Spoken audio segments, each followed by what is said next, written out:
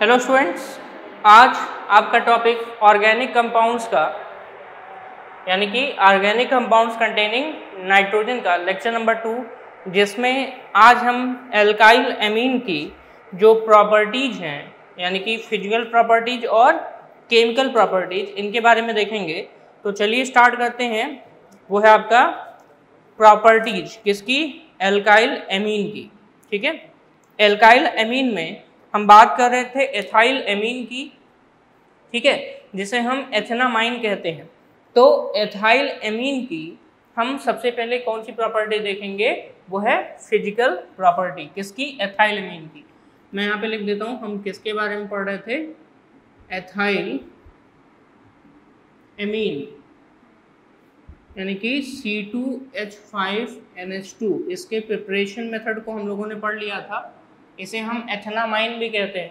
ठीक है, तो अब हम इसके फिजिकल प्रॉपर्टीज को देखेंगे। फिजिकल प्रॉपर्टीज यानी कि इनका जो भौतिक गुण है उनके बारे में देखते हैं। तो सबसे पहला इम्पॉर्टेंट है वो है कि जितने भी मैंने अभी तक आपको ऑर्गेनिक कंपाउंड्स बताए हैं, उनके अगर हमने फिजिकल प्रॉपर्टी की बात की तो सबसे पहले हमने उनके फेज का बात किया। फेज मतलब अवस्था, किस अवस्था में, सॉलिड में है, लिक्विड में है, गैस में है। तो ऐसे ही एथाइल एमीन जो है ये कलरलेस इनफ्लेमेबल गैस है। ठीक है, सबसे पहला पॉइंट इसका वो है कलरलेस इनफ्लेमेबल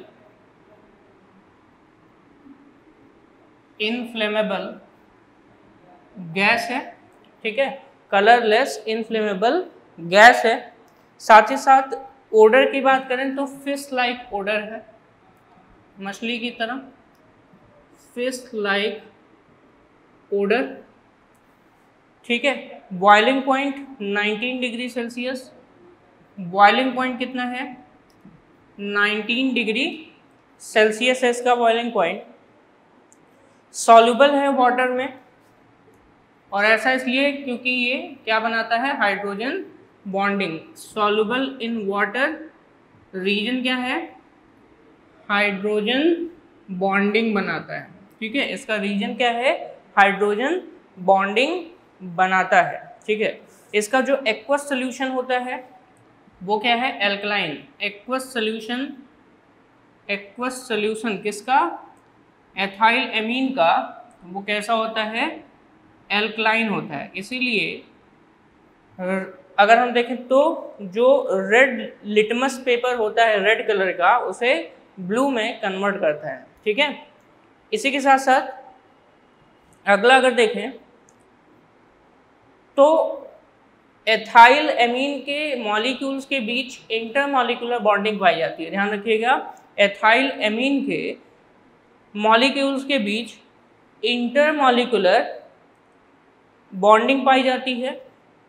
ठीक है, और इसी वजह से एथाइल एमीन का जो बॉइलिंग पॉइंट है करस्पॉन्डिंग मॉलिक्यूलर मास के अदर मॉलिक्यूल्स के बॉइलिंग पॉइंट से ज़्यादा होता है। ठीक है, ध्यान रखिएगा, इंटरमॉलिक्यूलर क्या होता है? इनमें हाइड्रोजन बॉन्डिंग होती है, जिसके कारण boiling point of ethyl amine is higher than those of corresponding compound of molecular masses. ठीक है, ध्यान रखिएगा, ये ध्यान रखना आपको कि सोल्यूबल इन वाटर, वाटर में क्यों है?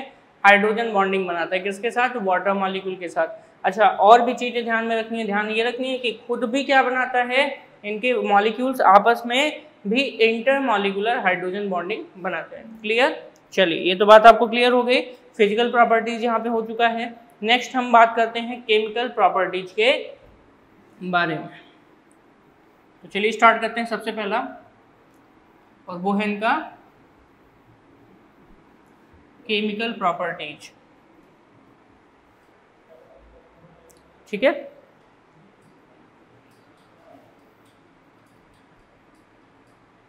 Chemical properties. एथाइल एमीन की जो केमिकल प्रॉपर्टी है ये किसके कारण होती है? ड्यू टू NH2 ग्रुप यानी कि एमीन ग्रुप के कारण। ठीक है, ड्यू टू NH2 ग्रुप, यानी कि एमीन ग्रुप के कारण इनकी क्या पाई जाती है, केमिकल प्रॉपर्टी होती है। ठीक है, इसी के साथ साथ अगर हम इनके केमिकल प्रॉपर्टी की तरफ जाएं तो सबसे पहला वो है इनका बेसिक नेचर। सबसे पहला है वो है बेसिक नेचर। इनका सबसे पहला प्रॉपर्टी है वो है इनका बेसिक नेचर। ठीक है, बेसिक नेचर क्यों होता है, because of the presence of lone pair of electron, यानी कि नाइट्रोजन एटम पर, यानी कि अमीनो ग्रुप जो भी अभी मैंने लिखा है, इस अमीनो ग्रुप के नाइट्रोजन एटम पर, ठीक है, लोन पेयर इलेक्ट्रॉन प्रेजेंट होता है और लोन पेयर इलेक्ट्रॉन प्रेजेंट होने के कारण एथिल एमीन लुईस एसिड की तरह, सॉरी लुईस बेस की तरह बिहेव करता है। ध्यान रखिएगा, ये किसकी तरह बिहेव करता है, लुईस बेस की तरह बिहेव करता है। और इसे क्या चाहिए, ये इसे क्या चाहिए, न्यूक्लियस यानी कि पॉजिटिव सेंटर चाहिए होता है, इसलिए हम इसे न्यूक्लियोफाइल का नाम देते हैं। यानी कि इसे हम ये भी कह सकते हैं इट इज लुईस बेस, या फिर एक्ट्स एज न्यूक्लियोफाइल। किसकी तरह बिहेव करता है, न्यूक्लियोफाइल की तरह क्या करता है, बिहेव करता है। क्लियर, चलिए ये तो बात हो गई कि बेसिक नेचर किसके कारण होता है, वो है due to presence of lone pair of electron, वो भी किस पे, nitrogen atom of amine group. ठीक है, ये तो आपको पता चल गया। इसी के साथ साथ अगर हम देखें तो दूसरा हम यहाँ पे बताने जा रहे हैं पॉइंट इसके अंतर्गत, वो है रिएक्शन विथ वाटर। ठीक है, दूसरा है वो है reaction with water. Basic nature में पहला तो आपने पढ़ लिया, ठीक है, ये पॉइंट था लोन पेयर के उपस्थिति के कारण, लोन पेयर, ठीक है, रिएक्शन विथ वाटर। अगर हम एथिल एमीन की रिएक्शन वाटर के साथ कराएं तो यहाँ पे एथिल अमोनियम हाइड्रोक्साइड का फॉर्मेशन होता है। किसका फॉर्मेशन होता है, एथिल अमोनियम हाइड्रोक्साइड। ध्यान से देखिएगा, C2H5NH2 की रिएक्शन अगर हम वाटर के साथ कराते हैं तो यहाँ पर एथिल अमोनियम हाइड्रोक्साइड का फॉर्मेशन होता है। इसे क्या कहते हैं, एथिल अमोनियम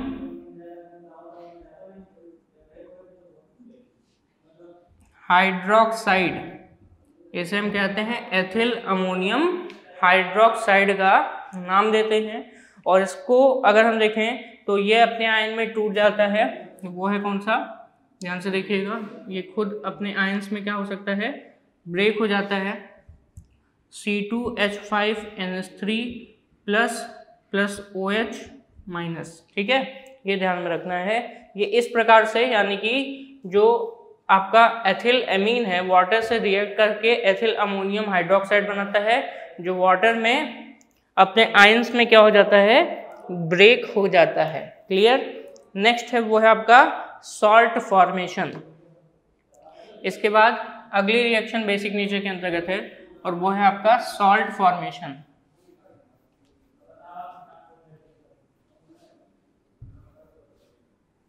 अगर आपने ये अभी जो रिएक्शन वाटर के साथ देखी ये समझ गए हैं तो सॉल्ट फॉर्मेशन भी आसानी से समझ जाएंगे।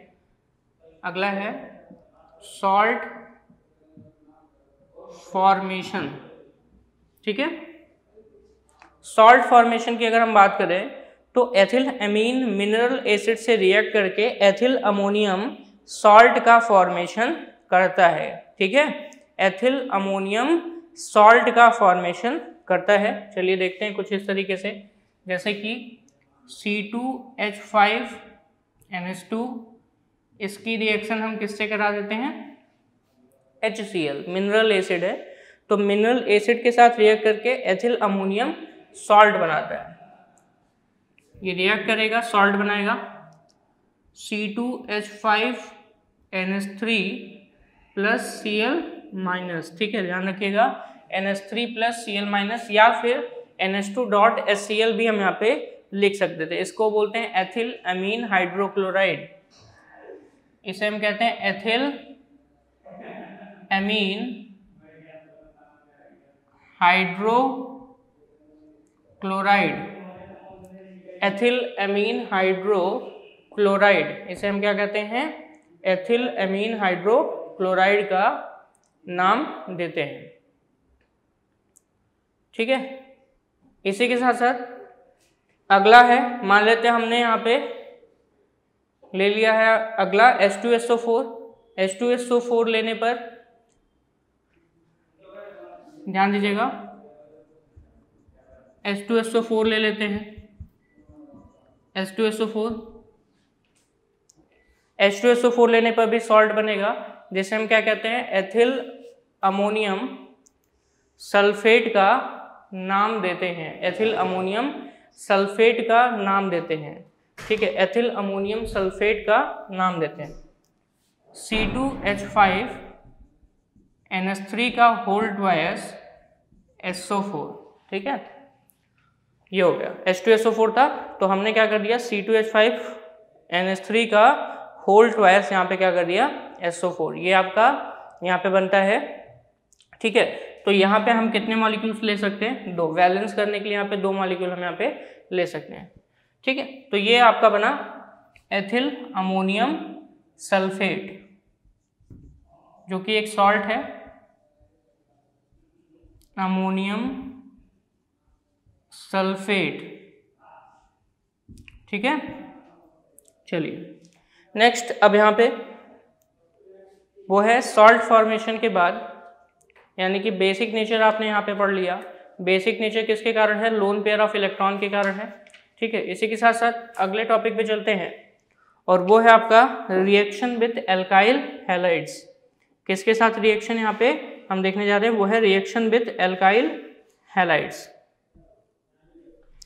चलिए, रिएक्शन विद एल्काइल हैलाइड की अगर हम बात करें तो एथिल अमीन एल्काइल हैलाइड से रिएक्ट करके सेकेंडरी, टर्शियरी एमाइन और क्वाटर्नरी अमोनियम सॉल्ट का फॉर्मेशन करता है, ठीक है, एल्काइल हैलाइड। चलिए देखते हैं बेसिक नेचर के बाद अगला टॉपिक,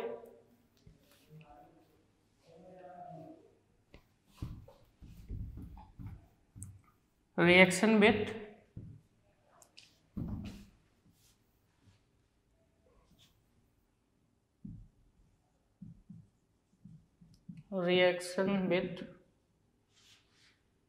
एल्काइल हैलाइड,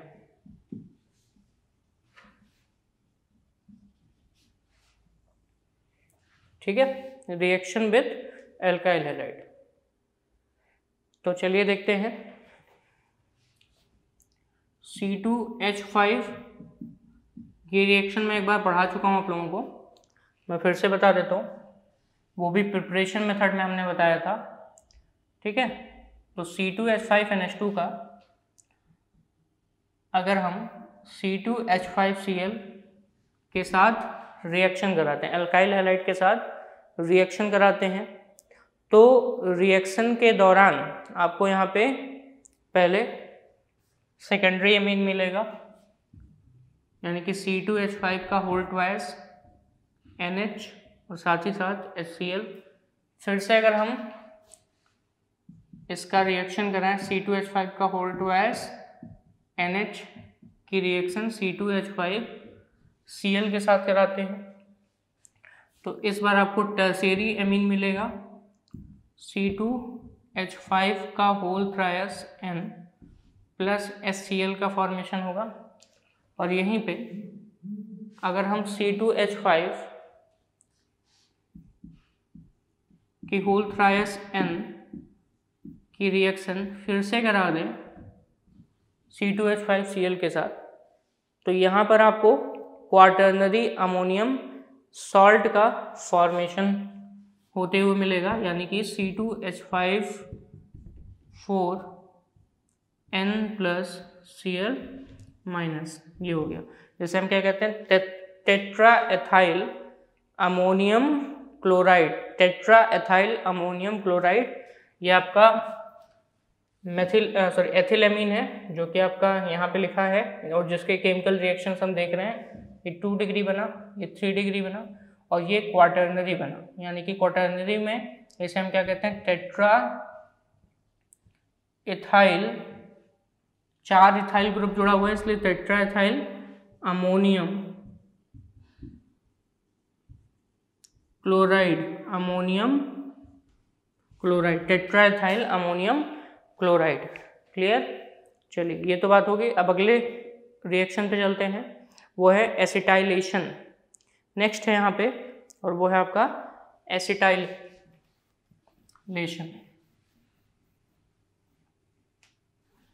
ठीक है,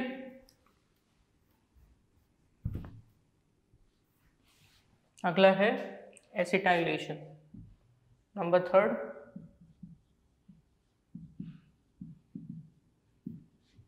एसिटाइलेशन मतलब एसिटिल ग्रुप का जुड़ना एसिटाइलेशन कहलाता है। तो अगर हम एथिल एमीन की रिएक्शन या तो एसिटिल क्लोराइड के साथ करा दें या तो एसिटिक एनहाइड्राइड के साथ कराएं, तो यहाँ पर आपका क्या मिलेगा, वो है एसिटाइलेशन प्रोडक्ट मिलेगा, जिसका नाम है एन एथिल एसिटामाइड, जिसे हम क्या कहते हैं, एन एथिल एसिटामाइड का नाम देते हैं। चलिए देखते हैं, CH3COCl, इसे हम एसिटिल क्लोराइड कहते हैं, इससे रिएक्शन कराएंगे तो C2H5NH CO CH3, ठीक है, और ये आपका बना HCl, ठीक है, इसे हम कहते हैं एन एथिल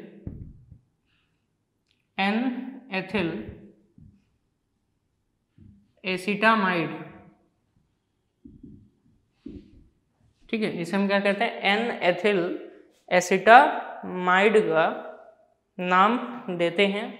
यहीं पे अगर हम इसकी रिएक्शन C2H5NH2 की रिएक्शन एसिटिक एनहाइड्राइड से करा दें, ठीक है, तो ऐसे समय में ये प्रोडक्ट फिर से मिलेगा C2H5NH CO CH3 और साथ ही साथ CH3COOH यानी कि acetic acid.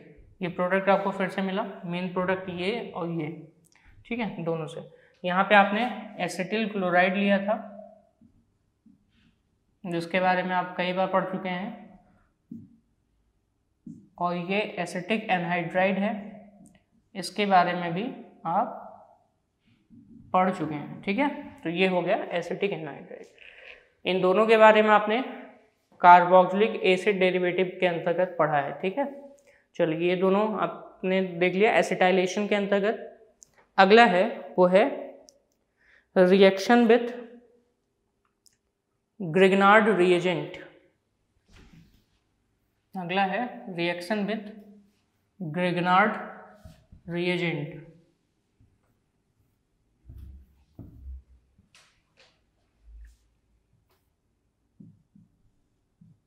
Reaction with Grignard reagent यानी कि ग्रिग्नार्ड अभिकर्मक द्वारा अपक्रिया। तो जब भी कभी हम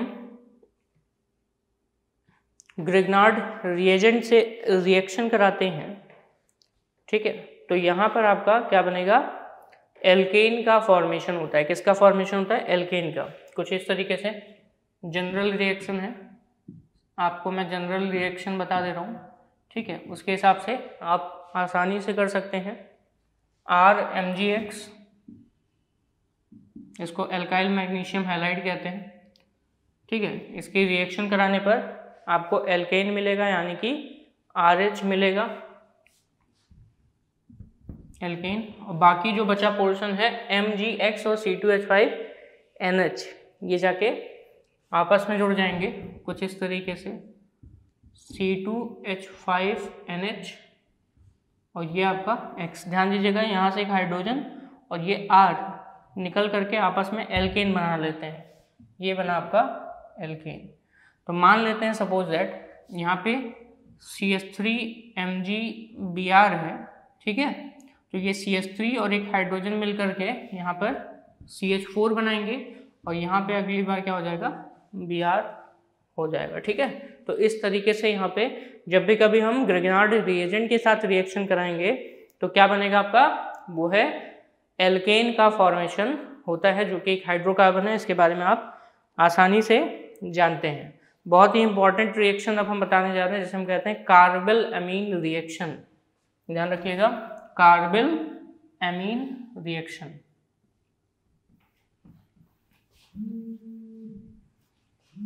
कार्बल अमीन रिएक्शन,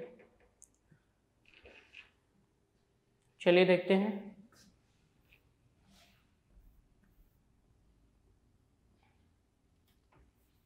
अगला रिएक्शन है नंबर 5,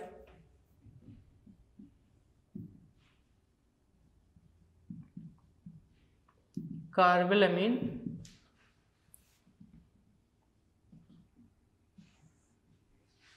रिएक्शन।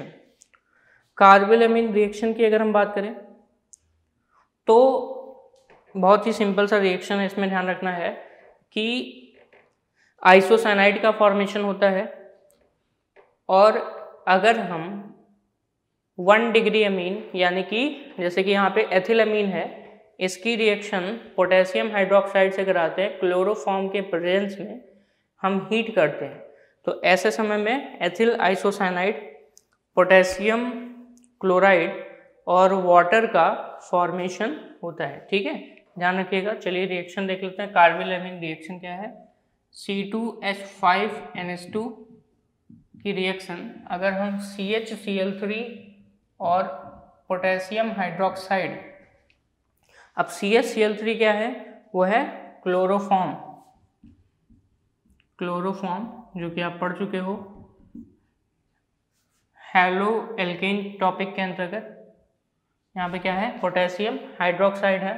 इन तीनों को अगर हम क्या करते हैं, हीट करते हैं,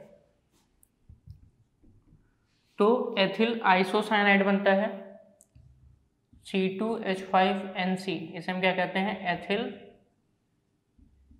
आइसोसाइनाइड का नाम देते हैं। साथ ही साथ KCl पोटेशियम क्लोराइड, और इसी के साथ साथ यहाँ पे वाटर का फॉर्मेशन होता है। किसका फॉर्मेशन होता है, वाटर का फॉर्मेशन यहाँ पे होगा। ठीक है, तो ये बन गया आपका वाटर।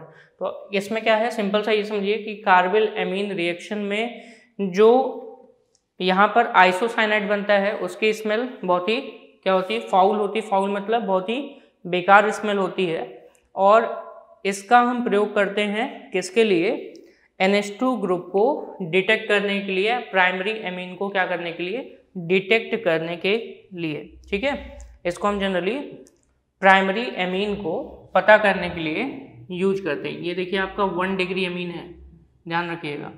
तो इस रिएक्शन का हम प्रयोग किस लिए करते हैं, 1 डिग्री अमीन को टेस्ट करने के लिए। 2 डिग्री और 3 डिग्री अमीन ये रिएक्शन नहीं देते, 2 डिग्री और 3 डिग्री अमीन ये रिएक्शन नहीं देते हैं। ठीक है, इसलिए हम इसका प्रयोग कहाँ करते हैं, 1 डिग्री अमीन को टेस्ट करने में, पता करने में। ठीक है, चलिए अगला है रिएक्शन, वो है आपका Hopman mustard oil reaction.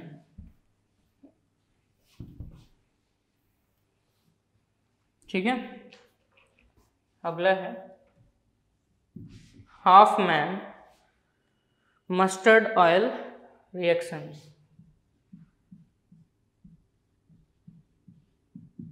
Mustard oil reaction, ध्यान दीजिएगा। जब भी कभी हम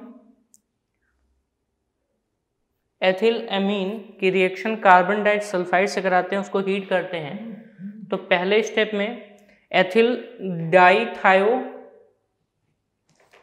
कार्बेमिक एसिड बनता है, और फिर अगर हम उसका HgCl2 के साथ रिएक्शन कराते हैं, हीट करते हैं, तो यहाँ पर एथिल आइसोथायोसाइनेट का फॉर्मेशन होता है। ठीक है, और इसे हम जनरली मस्टर्ड ऑयल रिएक्शन इसलिए कहते हैं क्योंकि जो आइसोथायोसाइनेट की स्मेल होती है वो बिल्कुल मस्टर्ड ऑयल जैसी होती है, इसीलिए हम इसे मस्टर्ड ऑयल रिएक्शन का नाम देते हैं। ठीक है, तो चलिए देखते हैं रिएक्शन कैसे प्रोसीड करना चाहिए। C2H5NH2 this is ethyl amine, इसकी रिएक्शन कार्बन डाइसल्फाइड से कराते हैं यानी कि CH2 से कराते हैं। इसको हीट करेंगे,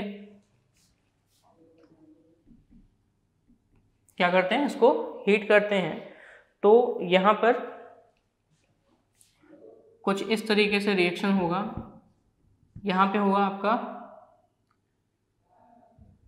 NH(C2H5) और इसी के साथ साथ SH इधर जाके जुड़ता है। ठीक है, S यहाँ पे था, एक हाइड्रोजन निकल करके यहाँ पे जाके जुड़ेगा, SH हो गया। ठीक है, और दूसरा जो C2H5NH बचा है वो एक कार्बन से एक बॉन्ड द्वारा पूरा जुड़ जाएगा और इसका नाम है ethyl dithiocarbonic acid. Ethyl dithiocarbonic acid. ठीक है, ये हो गया। इसका हम HgCl2 के साथ हीट करते हैं। किसके साथ हीट करने जा रहे हैं? HgCl2 के साथ हीट करते हैं। तो यहाँ पर सबसे पहले ध्यान रखिएगा क्या बनेगा, एथिल आइसोथायोसाइनेट C2H5NCS, ध्यान रखिएगा NCS, साथ ही साथ HGS मर्क्यूरिक सल्फाइड और HCl का फॉर्मेशन होता है, इसे हम कहते हैं एथिल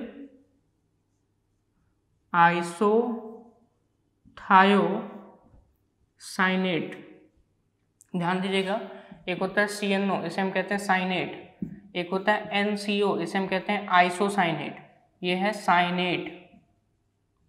ठीक है, ये है आपका आइसोसाइनेट। O की जगह अगर S लग जाए तो इसे हम कहते हैं थायोसाइनेट, इसे हम क्या कहते हैं, थायोसाइनेट। और इसी क्रम को अगर हम पलट दें कुछ इस तरीके से NCS, तो ये हो जाएगा आपका आइसोथायोसाइनेट। ध्यान रखना है, तो ये बना आपका मेन प्रोडक्ट C2H5NCS, ये वाला। ठीक है, इसे हम कहते हैं आइसोथायोसाइनेट, एथिल आइसोथायोसाइनेट बनता है। और जिसका अगर हम स्मेल देखें तो किसकी तरह होता है, मस्टर्ड ऑयल की तरह। और मस्टर्ड ऑयल की तरह स्मेल होने के कारण इस रिएक्शन का भी नाम है मस्टर्ड ऑयल रिएक्शन। क्लियर? ठीक है, और इस रिएक्शन का भी हम यूज करते हैं प्राइमरी एमीन के टेस्ट में।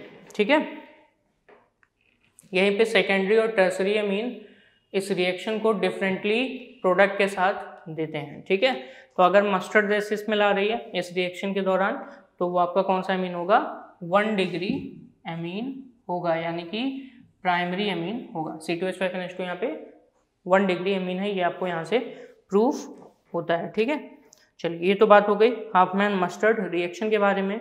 नेक्स्ट रिएक्शन है वो है रिएक्शन विथ फास्जीन।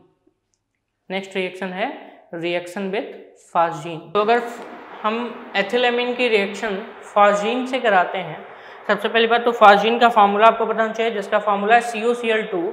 तो ऐसे समय में एथिल आइसोसाइनेट बनता है, ध्यान दीजिएगा NCO बनता है। अभी तक आपने एथिल थायोसाइनेट आइसोथायोसाइनेट के बारे में पढ़ा था मस्टर्ड ऑयल से रिलेटेड रिएक्शन के अंतर्गत। अब हम यहाँ पे फास्जीन से रिएक्शन पढ़ेंगे तो COCl2 यानी कि कुछ इस तरीके से C2H5NH2 this is ethyl amine 1 degree amine. इसकी रिएक्शन अगर हम किसके साथ कराते हैं वो है आपका फास्जीन। तो COCl2 this is phosgene gas के साथ कराते हैं।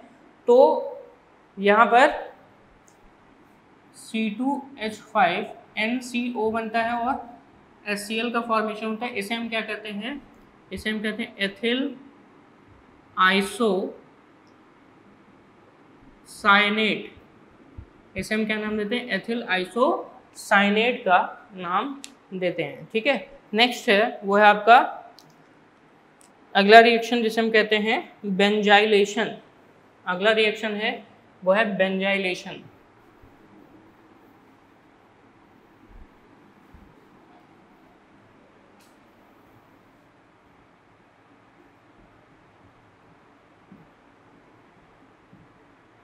ठीक है, बेंजाइलेशन की रिएक्शन के अंतर्गत अगर हम देखें तो यहाँ पे एथिल एमीन जो है वो बेंजोइल क्लोराइड के साथ रिएक्ट करता है और क्या बनाता है, एन एथिल बेंजामाइड का फॉर्मेशन करता है। एथिल एमीन बेंजोइल क्लोराइड के साथ रिएक्ट करके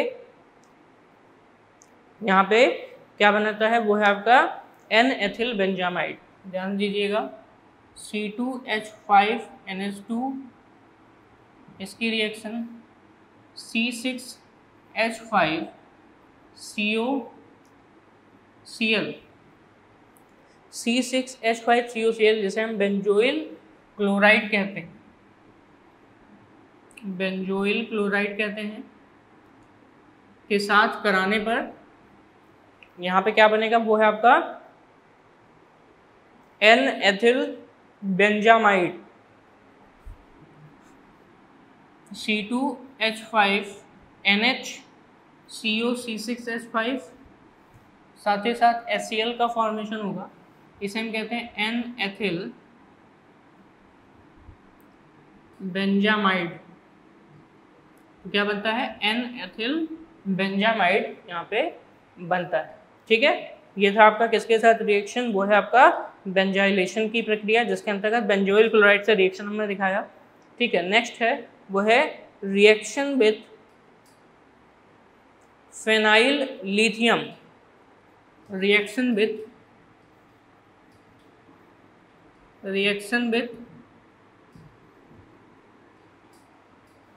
फेनाइल लिथियम। फिनाइल लिथियम के साथ रिएक्शन अगर हम कराते हैं तो N ethyl N phenyl urea का फॉर्मेशन होता है। ठीक है,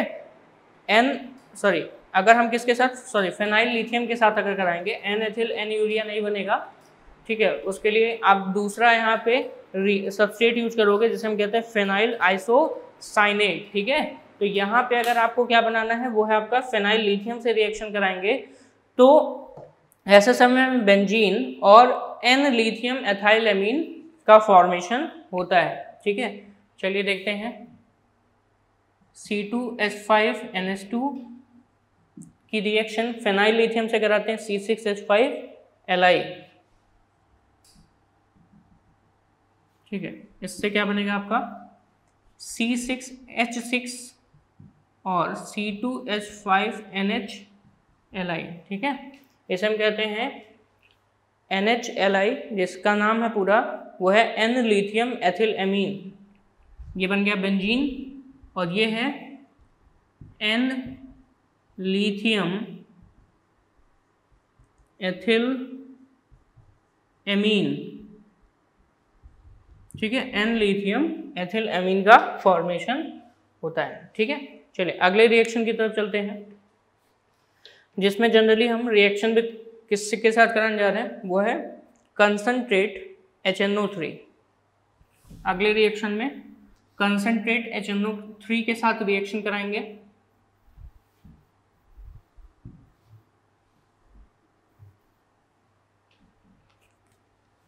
नंबर 10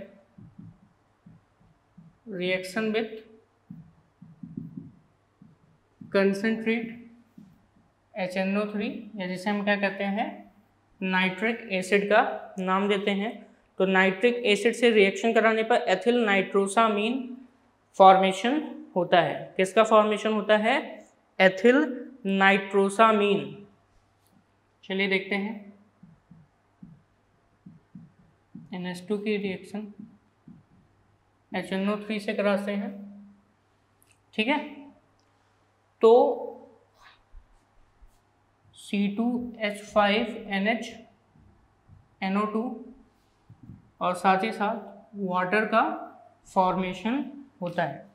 ठीक है, NHNO2 और वाटर का फॉर्मेशन होता है। इसे हम कहते हैं एथिल नाइट्रोसामीन। ये आपका मेन प्रोडक्ट है अगर हम कंसंट्रेट HNO3 के साथ एथिलेमीन की रिएक्शन कराते हैं। ठीक है, नेक्स्ट रिएक्शन है वो है आपका reaction with phenyl isocyanate. Reaction with phenyl isocyanate.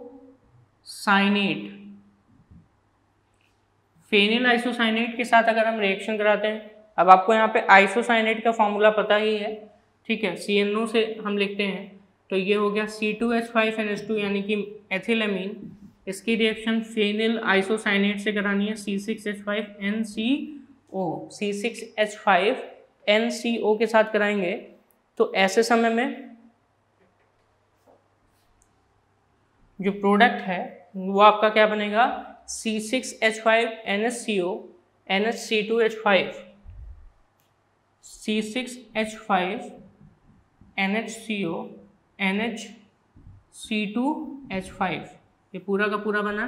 कैसे बनता है, एक हाइड्रोजन रिप्लेस होके N और C के बीच में जाके जुड़ जाता है, तो ये बन गया C6H5NHCO और यहाँ पे NHC2H5 का फॉर्मेशन होगा जिसे हम कहते हैं N-एथिल N-फेनिल यूरिया। ठीक है, N-एथिल N-फेनिल यूरिया। कैसे हमने इसको यूरिया नाम दिया, ध्यान से देखिएगा, बीच में यहाँ पे CO है और इधर का पूरा पोर्शन अगर आप देखेंगे दोनों तरफ का, तो इसको हम NH2 लिख सकते हैं और इधर भी NH2 लिख सकते हैं। तो नाम क्या हो गया, NH2CO NH2। इसे यूरिया कहते हैं। एक हाइड्रोजन यहाँ पे फेनिल द्वारा रिप्लेस कर दिया गया है और इधर का एक हाइड्रोजन एथिल द्वारा रिप्लेस कर दिया गया है, इसलिए ये डेरिवेटिव किसका बना, यूरिया का। नाम क्या है, N-एथिल N-फेनिल यूरिया। क्लियर, चलिए, तो ये तो बन गया आपका यहाँ पे फेनिल आइसोसाइनेट से रिएक्शन। अगला है वो है ऑक्सीडेशन की प्रक्रिया। ऑक्सीडेशन,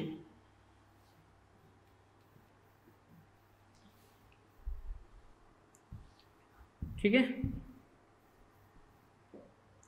अगला है वो है ऑक्सीडेशन। ठीक है, अगर हम एथिल एमीन या प्राइमरी एमीन का ऑक्सीडेशन करते हैं बाय यूजिंग पोटेशियम परमैंगनेट, तो ऐसे समय में एसिटल्डीमाइन का फॉर्मेशन होता है। किसका फॉर्मेशन होता है, एसिटल्डीमाइन का फॉर्मेशन होता है। और अगर हम एसिटल्डीमाइन का हाइड्रोलिसिस कराते हैं तो एसिटल्डिहाइड का फॉर्मेशन होता है। ध्यान से देखिए, C2H5NH2, इसका हम क्या कराते हैं, ऑक्सीडेशन। ठीक है, ऑक्सीडेशन किसके प्रेजेंस में, KMnO4 के प्रेजेंस में कराने जा रहे हैं। ठीक है, तो कुछ इस तरीके से KMnO4 या जिसे हम क्या कहते हैं, पोटेशियम परमैंगनेट, तो कुछ इस तरीके से CH3CH डबल बॉन्ड NH। ध्यान दीजिएगा हुआ क्या है यहाँ पे, इसको अगर हम लिखना चाहें तो कुछ इस तरीके से भी लिख सकते हैं, CH3CH2NH2। एक हाइड्रोजन यहाँ से और एक हाइड्रोजन यहाँ से यहाँ पे रिमूव होता है, H2 निकलता है, तो इस प्रोसेस को हम ऑक्सीडेशन की प्रक्रिया कह सकते हैं। क्योंकि आपको पता है कि ऑक्सीडेशन का मतलब हाइड्रोजन का रिमूवल भी होता है, तो ऑक्सीडेशन द्वारा CH3CH डबल बॉन्ड NH बनता है और वाटर का फॉर्मेशन होता है। इसका अगर हम हाइड्रोलिसिस करा दें, इसका अगर हम फर्दर हाइड्रोलिसिस करा दें, किसका, CH3CH NH का फर्दर हाइड्रोलिसिस कराते हैं, तो हमें एसिटल्डिहाइड मिलेगा, CH3CHO और NH3 का फॉर्मेशन होगा। ये बनता है एसिटल्डिहाइड और अमोनिया का फॉर्मेशन होता है, जो कि मेन प्रोडक्ट यहाँ पे है। ऑक्सीडेशन की प्रक्रिया में मेन प्रोडक्ट यहाँ पे होता है। ठीक है, चलिए अगला रिएक्शन है और वो है आपका यहाँ पर reaction with nitrous acid. Reaction with nitrous acid.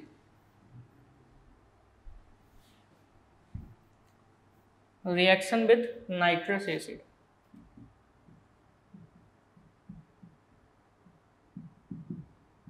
HNO2 यानी कि जिसे हम क्या कहते हैं, नाइट्रस एसिड का नाम देते हैं। नाइट्रस एसिड से रिएक्शन करके अल्कोहल और नाइट्रोजन गैस का फॉर्मेशन होता है। ध्यान रखिएगा, C2H5NH2 प्लस HNO2, और ये मिला कहाँ से है, NaNO2 प्लस HCl से मिलता है।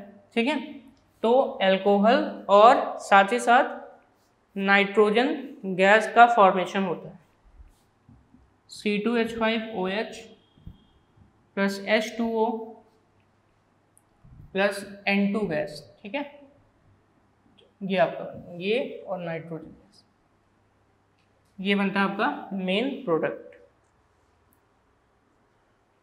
तो ये जितने भी रिएक्शन आपने पढ़े, ये सभी के सभी रिएक्शंस आपके एथाइल एमीन के थे। इससे पहले के लेक्चर में हमने आपको प्रॉपर्टीज प्रिपरेशन मेथड बताया था, और इस लेक्चर में हमने आपको जो फिजिकल और केमिकल प्रॉपर्टीज हैं इनके बारे में बताया। ठीक है, तो यहीं पर एथिल एमीन का टॉपिक खत्म होता है। अब हम नए टॉपिक के साथ नए लेक्चर में मिलते हैं। Thank you so much.